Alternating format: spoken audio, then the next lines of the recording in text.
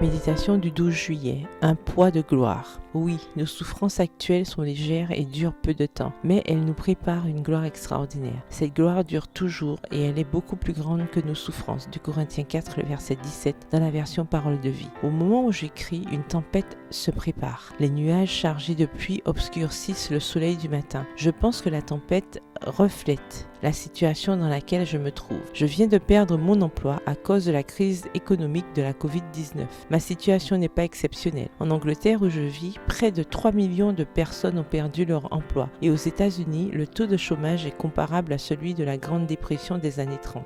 Je me demande, lorsque le ciel s'assombrit et que la crise frappe, comment nous pouvons continuer à faire confiance à Dieu. Je veux partager avec vous les paroles d'une femme qui me remplissent d'espoir. Susanna était l'épouse de Charles Spurgeon, le célèbre prédicateur du 19e siècle, dans Seasons of the Heart, les saisons du cœur, de Donna Kelderman. Nous lisons ce que Susanna a écrit. De même qu'un médecin garde le doigt sur le pouls d'un patient pour connaître les limites de la douleur qu'il peut supporter, Dieu nous tient la main lorsque nous passons par les fournaises de l'épreuve pour nous soutenir et nous en sortir en temps voulu. Lorsque nous traversons des épreuves, Satan nous pousse à penser que Dieu nous a abandonnés et que les circonstances ne s'amélioreront jamais. Si nous croyons ces deux mensonges, l'ennemi peut nous pousser dans le précipice du désespoir. Mais aussi difficile que soit la situation, nous pouvons prendre courage en observant comment Dieu a conduit d'autres femmes dans le passé. La vie de Susanna Spurgeon